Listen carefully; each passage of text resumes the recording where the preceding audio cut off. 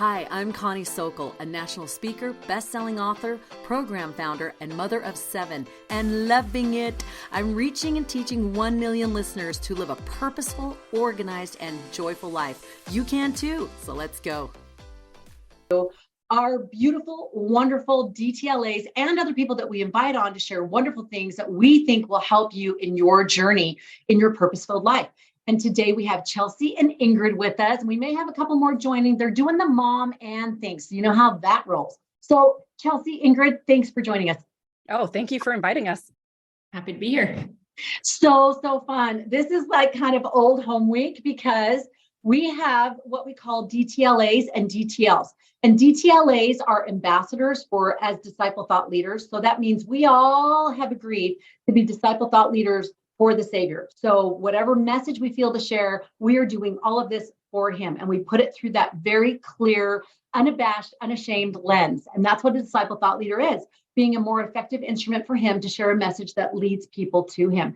So those messages can range for all kinds of things. And that's what we've been doing the last 2 years with our retreats, is teaching women how to life hack this so they can focus on their family, being a mom and then be able to still share this message effectively as a speaker, writer, and media presence for him.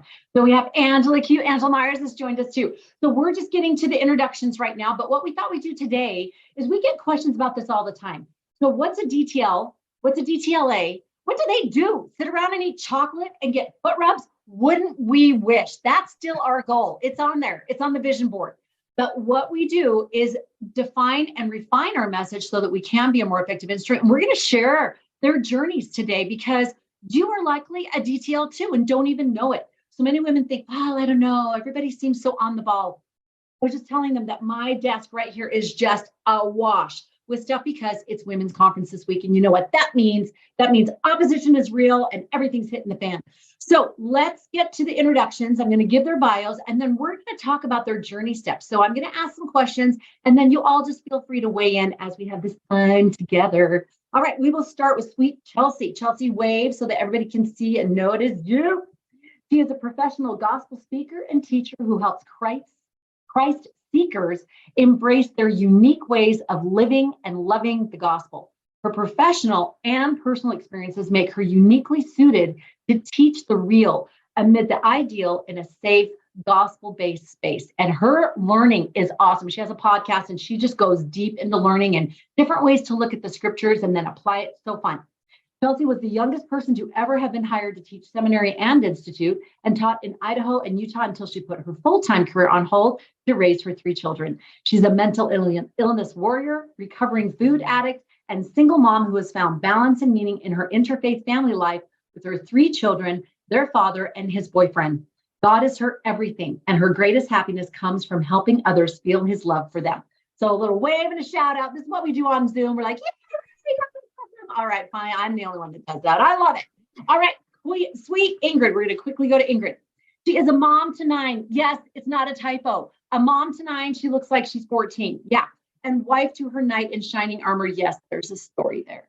She earned a bachelor's degree in experience design and management from the BYU Marriott School of Business at age 49, people, fulfilling a lifelong goal. Yeah, there we go. Give it up for her. She was honored as Utah Young Mother of the Year in 2008 by the American Mothers Association and carried the Olympic flame in the torch relay for the 2002 Olympics. She and her husband, Norm, are the creators of Night in Bethlehem, an immersive live nativity held annually in Provo, Utah for 1,800 participants. And it's incredible. Been there twice. So good.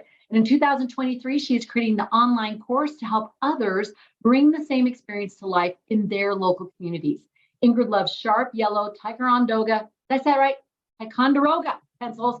And I love those too. I'm still with those. No mechanical for me.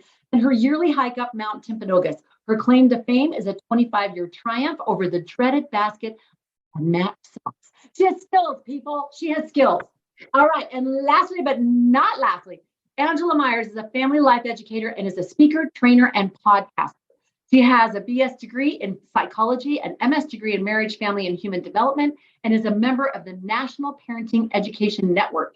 She is also the founder of Kudos for Families, a program that provides ready-made materials and tools to teach parents how to raise respectful and responsible children. And she has this one tool that literally shifts your child in a day. I'm not kidding, without manipulation or force. It's amazing. She also is the mother of 4 adopted children, including a special needs child. She has spoken and trained others extensively on adoption, substance abuse prevention, parenting, and marriage enrichment.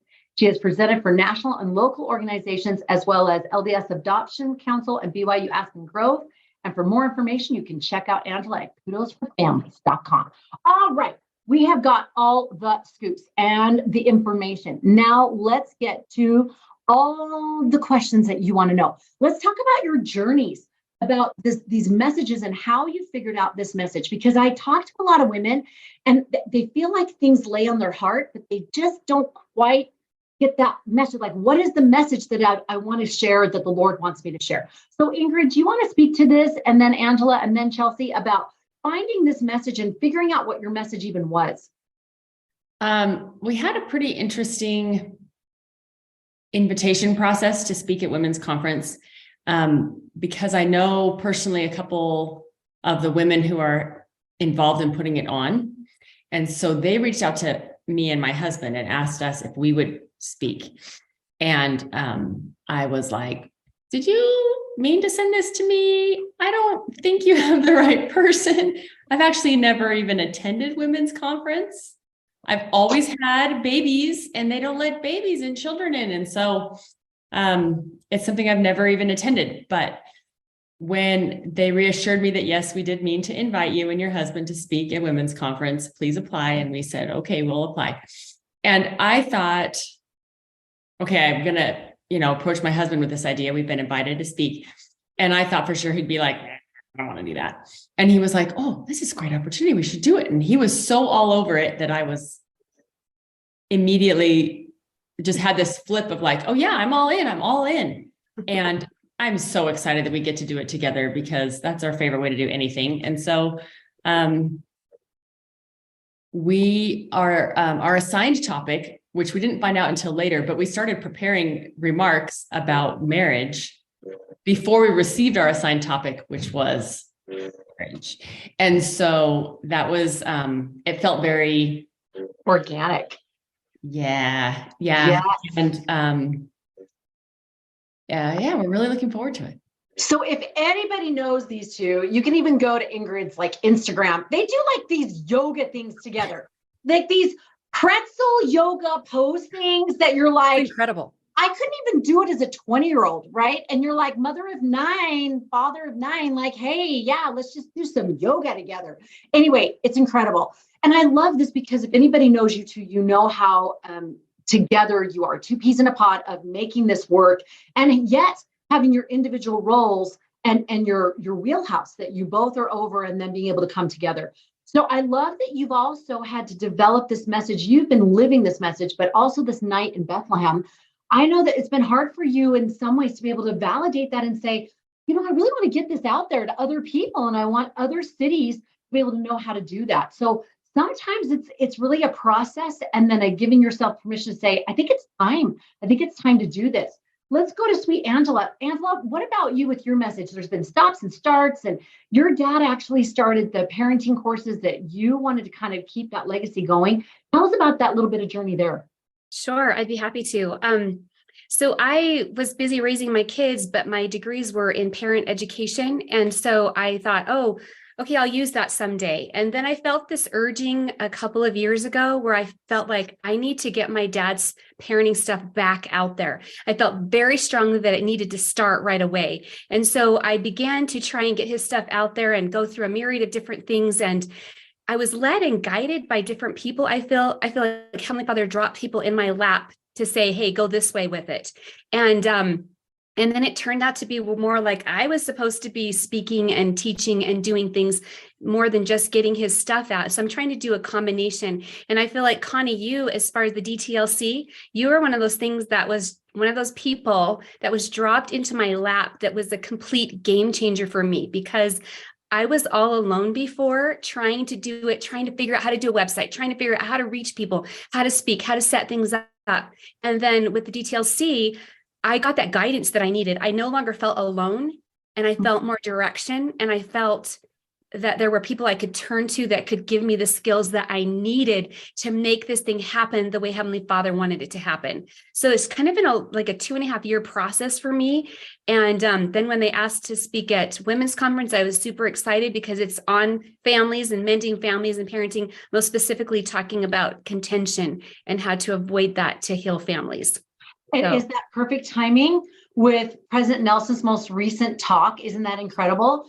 And you are genius at this. Like I said, this is so your wheelhouse of parenting. You have special needs children. You've had to help them be able to learn manners, learn things, learn to set goals, learn to do behaviors, learn to be responsible and respectful, and all of those things like we do with all of our children. But you have utilized these tools, and now you've been able to package them and put them into a thing of, if you do this, you'll be able to do this. Regardless, of the individual child, these principles, kind of like President Nelson when he talks about eternal laws, these principles work. And I love that you have, I've seen you come to these places where you sort of stop and start, and then there's moments of self-doubt, and then there's moments of this is too much, and that we all have. And yet I love the point that you brought up, that it is this connection of other women and getting the support of other women in a variety of ways, but whatever that is, being able to have that support, that we get lifted in those moments where we're like, I'm thrown in the towel. I just can't do it. Chelsea, did you want to speak to any of that? To your journey? My journey? Oh my goodness. Women's conference? Yeah. So I have always been a gospel teacher. That's what I did. And so years ago, I started trying to do this so that I could stay home with my kids once I got divorced. I thought I want something where I can be home with my kids, because if I go back to teaching seminary and institute, I'm gone when they leave for school. I'm gone when they come home from school. And it's been like beating my head against a wall. I feel like God has a plan for me, but he hasn't told me what it is, how to get there. It's been a lot of experimenting. So I tried to just like teach the gospel through a website and through social media. And over years, I have learned that God is saying, you know what, your unique thing is not to just teach the gospel. Your unique thing is to use the gospel to teach people who feel like they don't fit in the Church of Jesus Christ. Oh, and I know what that feels like. That's such a niche. As divorced, that feeling of the scarlet D and all of the things of how people can look at you or things that they can say. And that's fed into your ability to share. Yeah. And experiencing mental illness, when people say, I promise you will feel the Holy Ghost, you will feel God close to you. Well, I often don't feel God. And so being able to be a voice for that and saying, you know what, you can experience God in ways other than feelings, and to have my ex-husband be gay and to see the struggle that he went through, and to be able to really empathize with him not feeling like he belongs. I am so passionate, and I feel like people are always asking me, how do you do this? How do you fit in? How do you still go to church? And how do you still feel like you can reconcile it? And I feel like I can't, but I can use the gospel to help ground me. And that's kind of where God has taken me. And I did not submit my name to women's conference. Someone else had done that. And they asked me if I would they know nothing about me. They know nothing about my personal life. And they asked if I would moderate a panel discussion about how to support people on their individual faith journeys, which with my ex-husband, that has been a huge thing. And I was like, oh, God knows me. God loves me. I am on the right path. And then a few weeks ago, they reached out and said, we had somebody that can't present. Can you step in and present for them? And I was like, I don't know, like I don't have very long to put this together. What's the topic? Well, the topic is, how can you find unity and belonging in the church? And I just feel like it's been years and years, and suddenly these pieces are starting to fall into place. And I hope that can give someone else hope. It's not that we are not these incredible people that have just had everything fall into place for us. It has been a journey for us, just like it is for everyone else. And it still continues to be a journey for us. Exactly. And I love that you bring that up. And I had mentioned that earlier, but I know the live stream was having some issues at the beginning. But when we talk about disciple, it's DTL, disciple thought leaders. When we talk about that, it isn't that we're a step above and that we're awesome and amazing and we're a cute little clique. It is about our focus is doing whatever we're doing and whatever we're sharing for him. And that's the numero uno. And that everything we share and the way we go about it has that lens. So I love this, that we look for the things that we're experiencing and saying, okay, now how can we use this as a gateway to the gospel, as a pathway to him, so that we can shepherd and guide and say, guess what? He's got the answer. That talk from President Nelson, the answer is Jesus Christ, right? That's exactly what we're all saying in our own different messages. And we've had so many women come through these retreats in 2 years that we just got finished with our 10th one. And everybody has this different, unique message that they feel called to share, but they're like, I don't know the pieces. So let's jump into this question. What was a piece that maybe you didn't know how to do, or that it was unexpected that you learned how to do to be more effective in sharing your message? You know, you're going along and you're like on this hamster wheel all the time and trying to get stuff done and staying up till 4 or getting up at 4 in the morning. And you maybe come across this skill or this ability or this something, a piece of information or something that was like, oh, this is so helpful to know how to do this. This made it easier. Anybody want to speak to that? Ingrid. It was not very long after we got our invitation to speak at Women's Conference that you hosted your speaker 5-day challenge or something, and we could go on a Facebook Live every day and learn a couple speaking skills. And then your speaker in a day event that was on a Saturday, I was just kind of dumbfounded with my mouth hanging open as I watched this invitation to speak come in, and then this opportunity to learn how to be a speaker. And you had us say it at the speaker in a day event. You made us all repeat it in unison. I am a speaker. And that's one of those like affirmations that I didn't really believe it. I still might not believe it, but when I said it out loud, I felt this like power come in, like, I am a speaker. I have something to say and I have some tools to be able to say it. And I feel like together with my husband, that we do have a message about marriage, and we do feel called to share it. And so I'm really excited for the opportunity, and super excited that I got a few skills in my back pocket before being thrown into the deep end. I love that. And even just that skill of being able to validate it. So many women I talk to are like, I could never be a speaker. I feel like he wants me to do that, but I can never do that. You ever felt that way where you're like, but that person doesn't really wear and I'm not a Sherry do and whatever. But I really feel like with President Nelson and a plea to my sisters, he's saying, step up and speak up, teach fearlessly, right? And if we just get a few skills under our belt, we can do that. We can do it better than we did it before. We can get our thoughts organized. We can share it more effectively and in a more engaging way so that people can receive the message. Angela, do you have anything on that?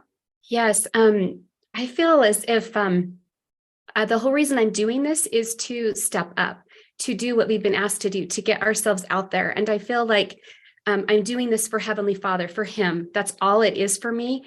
And that there are eternal principles that will help families. And so I'm very passionate about that. And I was working and trying and doing, but what I learned was that it's okay to do it scared.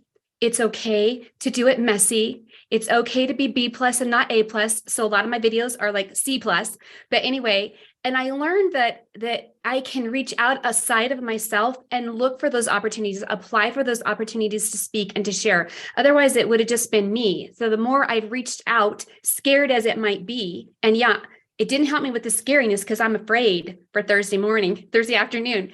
But I learned that he's got this mission for me. I feel that I can help families, that there are eternal principles, but that I have to be willing to step out of myself, to be afraid, to do it scared, to reach outside of my comfort zone, to find the opportunities to speak out for him. So I think that is a big thing that I've learned. There's so many things. It's hard to pinpoint it down to one, but when you're talking today, that's what I was reminded of, is that I want to do it for him, but I was scared and I'm still scared and I'm doing it anyway. I love that. And I love when you first applied to speak at Aspen Grove, BYU Aspen Grove. And then they're like, yes, we want you. You're like, what? Women's conference. And you're like, what? And then you think, what if I wouldn't have done that? What if I wouldn't have taken that step? What if I wouldn't have applied or agreed or any of those things? And how much the Lord has prepared for us. We know he has prepared the way. How many things are already waiting for us, or people or experiences. And we just need to take that step, not running around like FOMO, but just taking that next right step and being able to say, okay, I'm doing the thing that I know he wants me to do. Kelsey, what about you, love? So I the actual speaking and teaching part of what I do is the natural part for me. And like I said, for the last several years, I have been trying to learn how to brand myself and how to build a website. And I feel like I was totally reinventing the wheel with everything. And it was at least a year and a half that I felt like I needed to get in contact with you, and I didn't. And then one day I was sitting by Lamira in I think it was I don't remember what it was at. LDS Is that conference? maybe? Yes. And she was like, you should do this. And I felt like, okay, fine, I'm going to take the leap. And what I have really loved, that I feel like I had kind of gotten to this stagnant point. I'd gone as far as I could, and I had been pleading with God for months and months and months. Like, I don't know where to go. I don't know what to do. I don't have the resources to do this on my own. And I felt so alone. And then being able to be part of the Disciple Thought Leaders group has brought me, like, I'm more effective. I can do more with less. I have this great support system of women who are there for me, because, being a single mom, I feel like I don't get a lot of support. For me, I'm the one that's always doing the support, right? And so it's just been huge for me to feel like I'm not in this alone. We are all in this together, whether you're part of the DTL group or not. We are women working together, and we all have that same goal. And I love that we can support and help each other on this journey. It has been kind of revolutionary for me. Oh, I love that. And I don't know how you have felt, but I find myself in conversations with people at Macy's and at other places and at soccer, and we end up having conversations and just encouraging them. Well, if you're feeling the rumble, if you're feeling to do something, then pray about it. Go ask him about it. Don't be scared about it. Be scared or do it anyway, right? But don't hesitate or push it away or suppress it, because you'll find yourself eating a whole pan of brownies. I'm not speaking from personal experience or anything. I'm just saying that is likely to happen if you don't open up and say, what does that mean? What does that look like?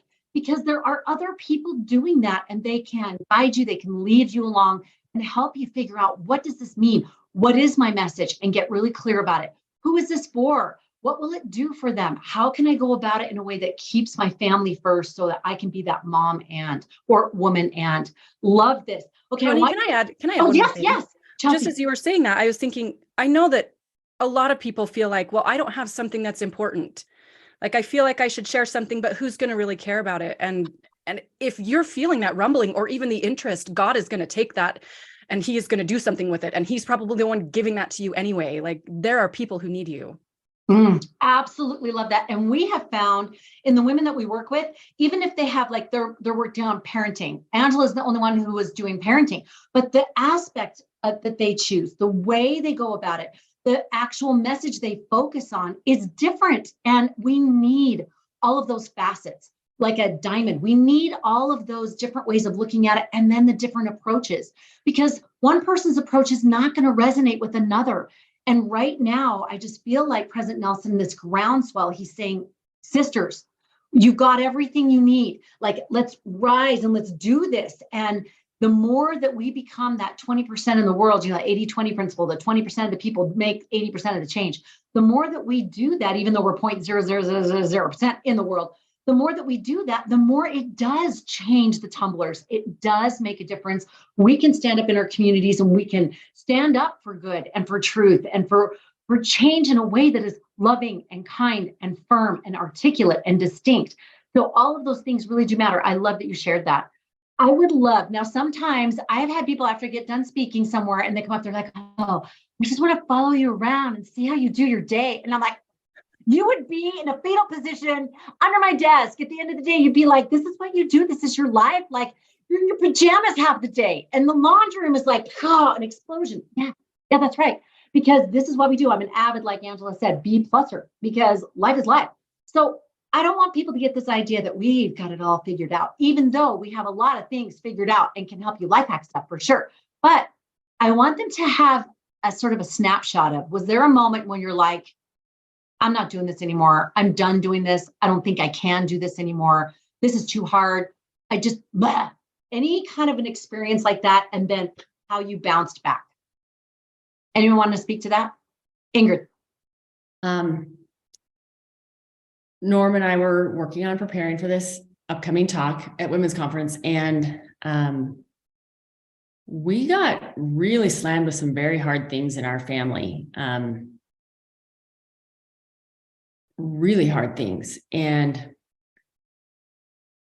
I mean, like, not only bring me to my knees kind of hard things, but like make me just want to throw in the towel kind of hard things. And I shared a little bit about that on my Instagram and whatever, but not everything. There was some definitely protecting the privacy of certain people and a lot of things I didn't share.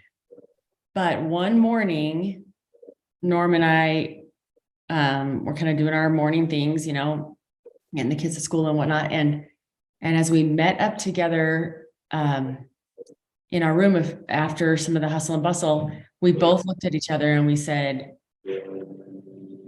we're supposed to expect opposition before something good happens, before something good is about to happen, or something great, or something important.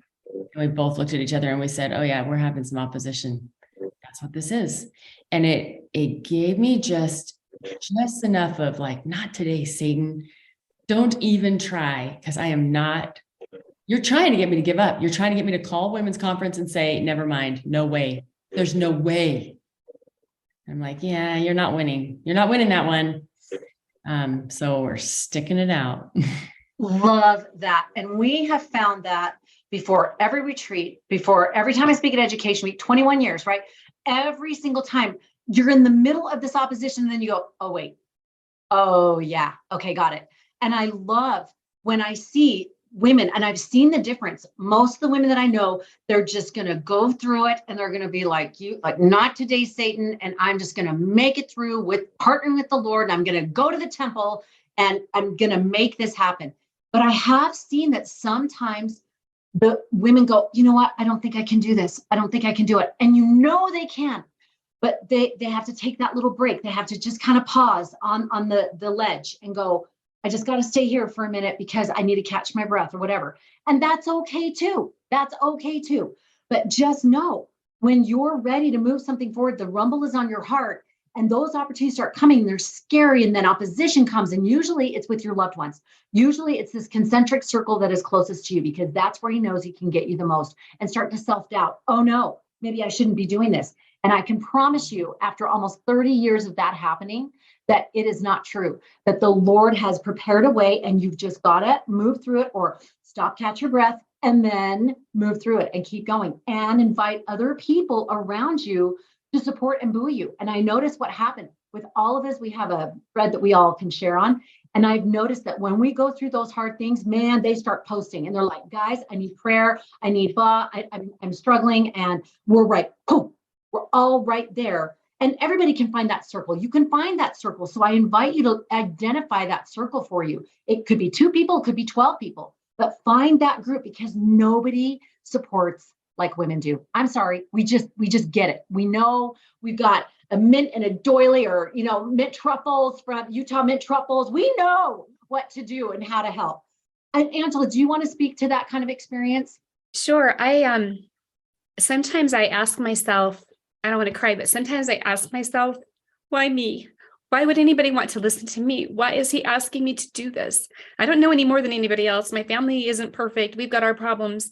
And I wonder why me? And then I've spent so much time working and trying and pushing and doing everything that I thought he wanted me to do. And then I applied to speak somewhere. I applied to speak at Education Week. And I was like, okay, Heavenly Father, I have made my 16 stones. Please light this one up, please, because I need to get in front of more parents and more people. And I didn't get it.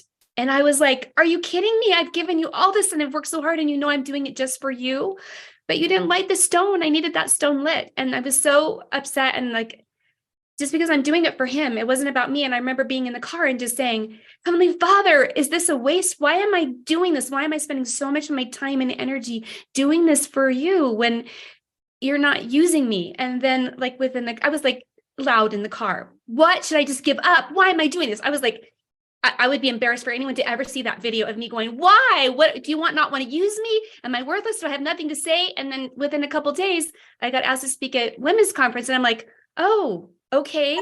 Well, a different direction, a different stone, but he knows where he wants us. And if we have that mission in mind, he's going to use the 16 stones, maybe not the one we think he should use at the time, but he's going to open the way and he's going to make it happen. And he can use us as insignificant as we feel, as worthless as we might feel, as much as we feel imposter syndrome that what do I have to give? He will use us to touch the lives of others, sometimes one at a time, sometimes a larger group at a time, but he will use us and we just keep going and he blesses us in different ways. I love that. I love that you had that awareness and you saw and adjusted, right? And I love that point that you make. Sometimes it's just not the stone that we think he's going to use or in the way that we think he's going to use it, but it doesn't make it any less serviceable. I love that in the scriptures where, who is it? They're talking about all these amazing Moroni, blah, blah, blah. And they're saying, and then his brother was no less serviceable, right? Chelsea probably knows exactly the reference, but I love that.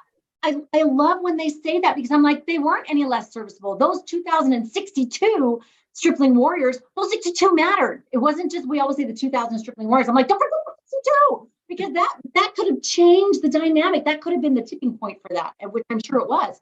So I love that. And I do share with people, it was probably 20 years before I actually started seeing traction in what I was doing. Now, okay, I was having, 7 children in the meantime and doing the things, but I'm just saying, stop and start and stop and start and have another baby, stop and start and stop and start. And ridiculousn's, but it took 20 years. So I think about the Salt Lake Temple, 40 years. And they're like, is this ever going to get done, people, right? It is what it is, and it takes what it takes, and we're not in a race. We're not there to be at the finish line and go, we're amazing, and we did, blah, blah, blah. It's, here am I, send me. In whatever stage I'm at, whatever tool belt I have at this stage, send me. So I love that. Chelsea, did you want to speak to this? Yeah, I'll share something. I mean, I've had experiences that were bigger, but I think it might be helpful to share that I feel like probably all of us, it's also just the daily things of, nope, can't do this. I'm done. I'm tired. I'm not seeing any success. I can't figure this out. I'm working too hard and nothing is happening. And just that constant feeling of failure and never getting anywhere. And I feel like God has over and over just reminded me, like you were just saying, it's not about the finish line. It's not about you getting to this point so that you can do all of this good. It's about this journey of things that you need to learn and doors that I need to open for you. And you have to go through the jungle in order to get to the top of the mountain. Like you can't just jump up to the top and then be this really magnificent, wonderful person to help everyone. You need to be in the trenches, and what you're going to learn and what you're going to do in the trenches is just as important as anything at the top of that mountain. And so that's a good reminder for me when I, like, every day, Satan tries to tell me, you're not good enough. You can't figure this out. You're never going to make it. And I finally get through that one. And you'd think that I would learn over time that this pattern is here. I mean, I do learn it because I'm more resilient now than I was before, but Satan still gets to me all the time. And I have to pull myself back out and trust that God has a plan for me, even if things aren't working out the way that I think that they should be. I feel the peace that I'm headed in the right direction. And if there's something that needs to change, God will make sure it changes, because my feet are walking. And so he can guide me wherever he needs to go. Oh, I love that. That is such a pillow phrase. My feet are walking. Oh, I love that. I'm going to put that on a sticky note. I love it. That's exactly right. And I love that as I see you women carve out that clear message. You know who you're to speak to, you know why you're speaking and what you're to do with it and what kind of outcomes you're going to give them. Then you are less, I love that you said you become more emotionally resilient. You're less moved, right? You're less able to be pushed off because you know you have that clarity. And every time you put that drop in the bucket of, no, I know I'm to do this. Okay, I'm going to take the next step. I'm going to speak at Ask Me. I'm going to speak at Women's Conference. Every single time you get that added, what I call covenant confidence. And that covenant confidence cannot be shaken. It can be like, try to go like this, but just I was reading in Moses, I went to the temple this morning and it flipped open right to Moses. And it was that who are you? He says to Satan, right after he's had this amazing thing, who are you? I am a son of God. He just automatically knows. And so already it's like, this does not impact me. And I love what you said, because it gets less and less impactful. Now that means he tries to ratchet things up, but that only makes us dig our roots deeper as these disciple thought leaders. And so those that are listening, we hope that you will take that invitation to be a disciple thought leader, regardless if you come to retreat or do something with us or not. Just stand in that holy space and be not moved that whatever you're doing, You were doing it through that lens for him. And one of the things that I've seen that have been the blessings, and I would love you to think, what is one of the blessings that's come to your life doing this with that DTL lens? And then we'll end on that.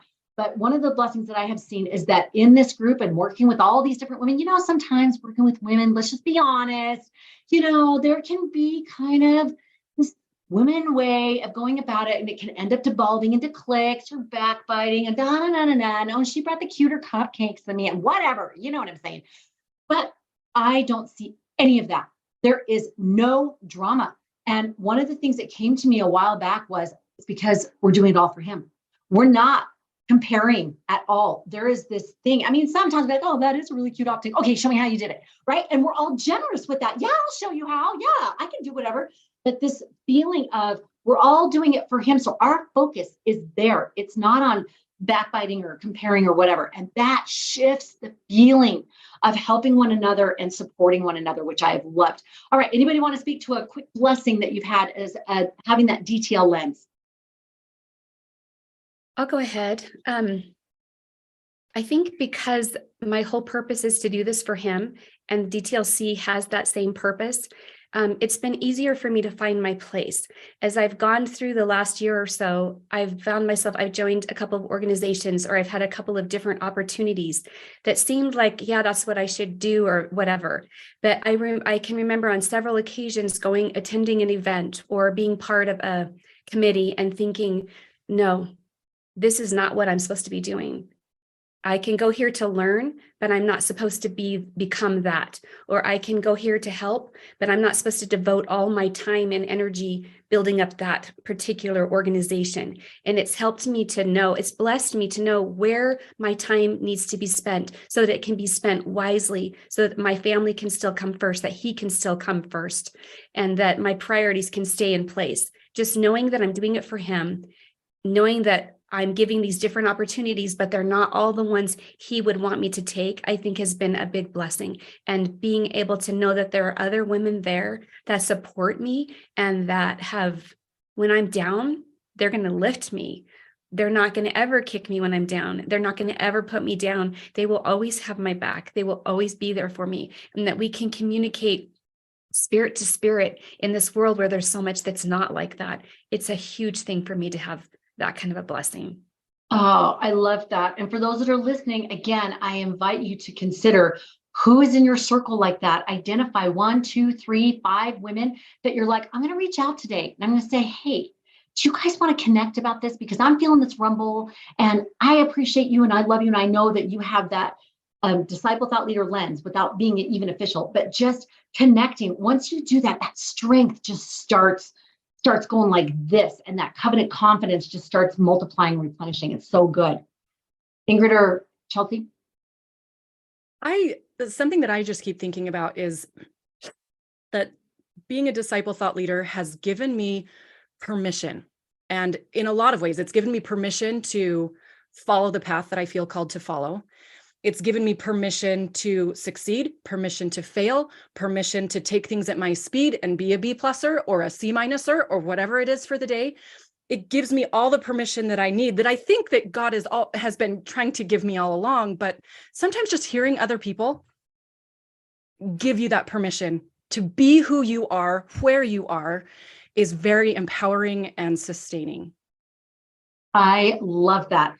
And sometimes it's just those words or phrases, my feet keep walking or whatever it was. I got to write that down. You got to post that on the thing on the notes because that was so good. But I love that it's those moments where you feel that that covenant power through other people who are making and keeping their covenants. And there's just this actual, almost tangible feeling of, okay, I can keep going.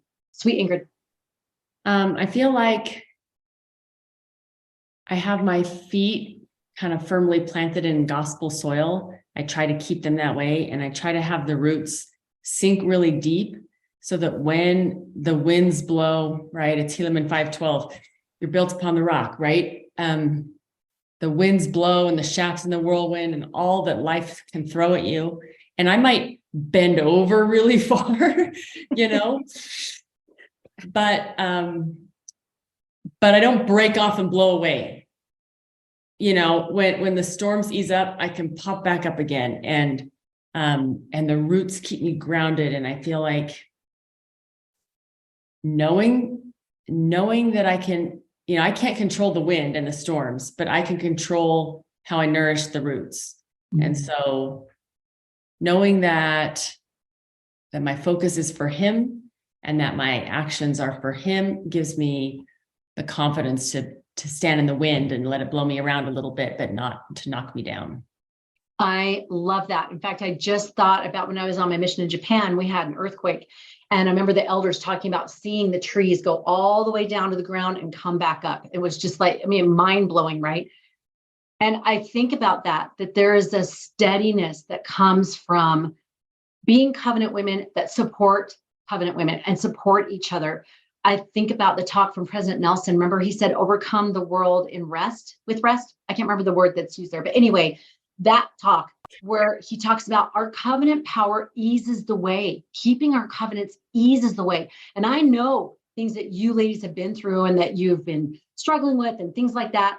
But what I see is that it's hard and it's like this. But like you said, there's still this movement forward, the spiritual momentum that President Nelson talks about, that you still keep moving forward and you still feel this purpose and you see the way to go about it. If you need to make a shift or you need to pull back on something or whatever, but there's this almost smoothing of the path in certain ways. The right person comes in or the right resource or the right thing is said at the right time. And it just keeps going like this as you move along. So I find that that's just a huge blessing because we connect, we meet every week. And to get that boost every week, it's like a shot in the arm. It's so good.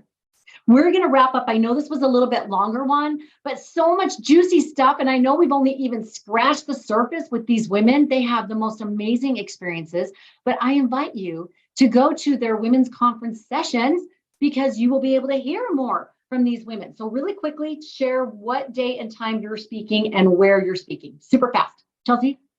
I will be Thursday at 1:30 in the conference center. That's for my presentation about belonging in the church. And then right after that at 3 p.m. in the Wilkinson Center Ballroom, I will be doing the panel about supporting others in their faith journeys. Love it. She'll be going across the campus. Yes. All right. Or maybe they'll get you one of those little carts. It's so fun. I will need that because I have a broken foot. Oh, there you go. That's right. Oh, we need a call. We'll call services. All right, Angela. So mine will be at noon on Thursday in the Wilkinson Center Ballroom. So neat. And Ingrid. Mine is on Friday at noon in the Wilkinson Center Ballroom. I feel like in the library with the candlestick. That's just how it's sounding to me. And mine is at noon on Thursday. I'm so sorry, in the conference center, but then I can pop over and see you, Chelsea. Yay. So if you want, take a look at the women's conference. If you haven't signed up yet, there's so many classes and so many amazing, amazing women speaking, leaders that are speaking. It's really, if you're like, I'm on the fence, or you've never gone, go. Absolutely go. I remember I didn't go for several years because people said it was so packed and it was annoying. And I went and I was like, how have I been missing this? It was so good. And just talking about that support, that covenant power together shared by women, that's what it's like with a Cafe Rio salad. It's so good. All right, ladies, thank you so much. Thanks for being with us today. Thank you. Thank you. And if you like this interview, encourage you to go back and listen to the other ones on Tuesdays. We always have these spotlights and you can hear how these women have gone through their journey, the highs, the lows, the in between, and tools and tips that they've used to be able to keep going on fulfilling their purpose for him.